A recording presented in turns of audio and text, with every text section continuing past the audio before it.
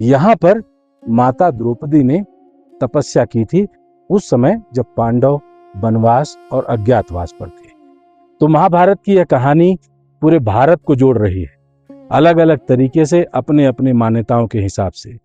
मैं इस समय महायान के मताया जिसे बोलते हैं दास में द्रौपदी कुंड पर। माना जाता है कि इतिहास में पांडवों के वनवास यानी अज्ञातवास के समय यहाँ पर उनके रुकने की अपनी गाथा है। यहाँ अगर आप देख रहे होंगे तो सरकार कुछ काम कराने का, इसके सौंदर्यीकरण का प्रयास कर रही है, क्योंकि यह जगह जो है इसकी अपनी पौराणिक गाथा अलग है, महत्व अलग है। और कुछ लोग जो यहाँ के लोग हैं, स्थानीय लोग, मानते हैं कि माता द्रौपदी का जो मंदिर है और इनका जो कुंड है, इस कुंड में माता द्रौपदी खुद नहाने आती थी और उस स्नान की वजह से इस पूरे उसकी मान्यता ये बन गई है कि इसका जल अगर कोई ग्रहण करता है तो निसंतान दंपति संतान वाले बन जाते हैं। तो ऐसी इच्छा के साथ और इन सब चीजों को देखते हुए एक बार हमने कहा माता के मंदिर पर, उनकी चौखट पर हाजिरी जरूर लगाई जाए। अभी माता के मंदिर में हम दर्शन कराएंगे। और आप आपको बता दें कि स्नान प्रोहिबिटेड है, यानी आप कुंड में नहा नहीं सकते। हम माता रानी के मंदिर में इस समय है, ये माता द्रौपदी का मंदिर है। प्रणाम करते हैं। मंदिर वैसे बंद है, गेट बंद रखा जाता है, शायद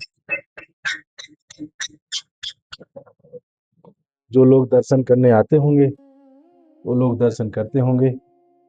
ये माता द्रौपदी हैं और हम आपको यहाँ माथा टेक करके इनकी अनुमति लेना चाहते हैं। और जैसा हमने पढ़ा, सुना और समझा कि इसको परशुराम जी का भी स्थान माना जाता है, तो ये मान के चलते हैं कि यहाँ पर भगवान परशुराम की पूजा पाठ या तपस्या द्रौपदी माता ने की होगी। तो उस समय कि अपने उसको प्रारब्ध को दिखाने के लिए और आज की पीढ़ियों के लिए इनका आशीर्वाद लेने के लिए इस मंदिर का दर्शन आपको हम करा रहे हैं।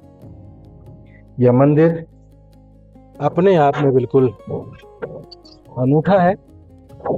मताया में है कारगिल के बाद, चूंकि इस इलाके का पूरा तंत्र एक जागा और इस मंदिर का भी महात्म्य बढ़ा। लेकिन अगर वाकई माता द्रौपदी के इस मंदिर से संतान दंपतियों को संतान की प्राप्ति होती है तो लोगों को यहाँ आना चाहिए। कहावतें ऐसी है कि महीने में एक बार माता द्रौपदी यहाँ आती थी। पांडवों का किला कहीं कश्मीर में है, उसकी जानकारी भी हम निकाल कर आपसे साझा करेंगे। लेकिन कल्पना कीजिए कि ऐसे ट्रेन में इतनी कठिन पहाड़ियों में और इस तरीके के स्थान का होना और लोगों की मान्यता का भी होना अपने आप में बहुत महत्व और मायने रखता है। तो हम आपको माता कुंती के मंदिर ले आए थे। यहाँ आपको देख करके इस बात का अंदाजा जरूर लगा होगा कि यहाँ सरकार कुछ डेवलपमेंट काम कराने के एजेंडे के साथ है। हो सकता है कि जब अगली बार हम मिले तो यह माता का मंदिर पूरी तरीके से सौंदर्यीकरण हो चुका हो।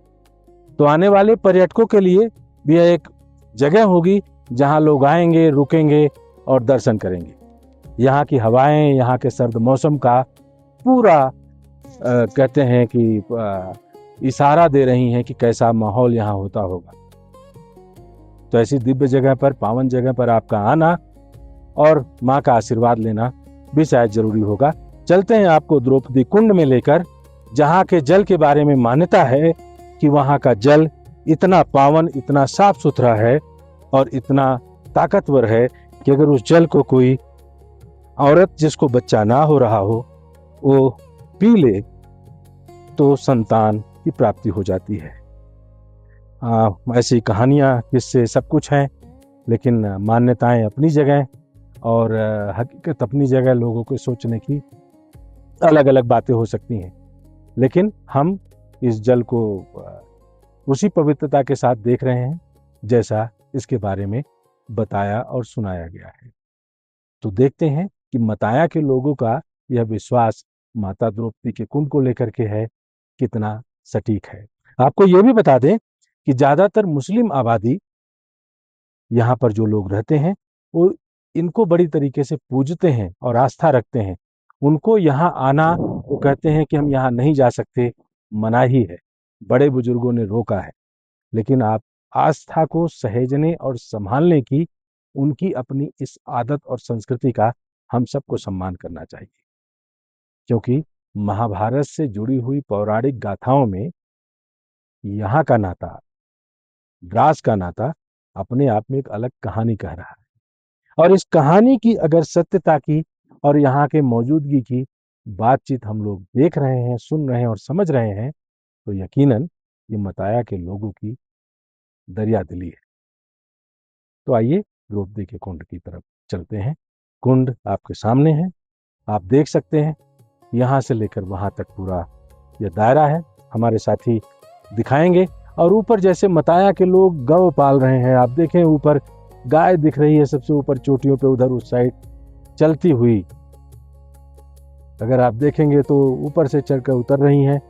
यहाँ के लोगों की भेड़ बकरियों की पालने की कहते हैं कि अब वो खत्म हो गई है, क्योंकि लोग यहाँ भालू उनको खा जाता है ऐसा बोलते हैं। लड़ाई के बाद सब गायब हो गई, तो अब गाय पालते हैं लोग और गाय ही उनके पालन का अपना एक तरीका है। हम इस समय द्रौपदी माता के इस द्रौपदी कुंड में हैं, जो माना जाता है कि निसंतान लोगों को अगर इस जल का पान कराया जाए तो उनको संतान की प्राप्ति होती है। आप इस जल को देखिए, कितना निर्मल है। यह अलग अलग मिनरल वाटर से भरा हुआ और बिल्कुल ताजा है, और ठंडा इतना कि चिल्ड जो आप फ्रिज का पानी निकालते हैं उसका 10 गुना बड़ा होगा। तो हम इस जल को भर करके ले जा रहे हैं, देखते हैं कुछ जरूरतमंद लोगों को देंगे। और उम्मीद है कि जैसे वो चांद उधर चमक रहा है, अगर आप पहाड़ के बीच में देखेंगे दोनों तरफ बिल्कुल साफ सुथरा, ऐसा लग रहा है कि जैसे वो आशीर्वाद दे रहा हो इस समय। और उसकी किरणें जब पड़ रही हैं इस कुंड में, तो एक अलग विहंगम दृश्य पैदा हो रहा है, जिसकी हम कल्पना शायद सपनों में कर सकते होंगे। ऐसी खूबसूरत वादियों में आके, ऐसे ट्रेन में आके ऐसा मौका बमुश्किल मिलता है। इस साफ सुथरे जल की कल्पना आप सोच सकते हैं, पहाड़ों में ऐसा होना लाजमी है, कुदरत का अपना करिश्मा है। लेकिन इसका जुड़ाव महाभारत काल से होना, द्रौपदी जी से होना और परशुराम से संबंध होना अपने आप में बड़ा मायने रखता है। इसको लोग परशुराम कुंड भी बोलते हैं और द्रौपदी कुंड भी बोलते हैं। और माना जाता है कि भगवान परशुराम की यहाँ पर माता द्रौपदी ने तपस्या की थी, उस समय जब पांडव वनवास और अज्ञातवास पर थे। तो महाभारत की यह कहानी पूरे भारत को जोड़ रही है, अलग अलग तरीके से, अपने अपने मान्यताओं के हिसाब से। हम इसकी कोई पुष्टि नहीं करते, लेकिन यहाँ के स्थानीय लोगों की अपनी मान्यताएं और यहाँ माता द्रौपदी के इस मंदिर के होने और इस कुंड की अपनी पवित्रता के साथ मौजूद होने की कहानी इस बात की तरफ साफ इशारा है कि द्रास के इस मताया में माता द्रौपदी का यह मंदिर है।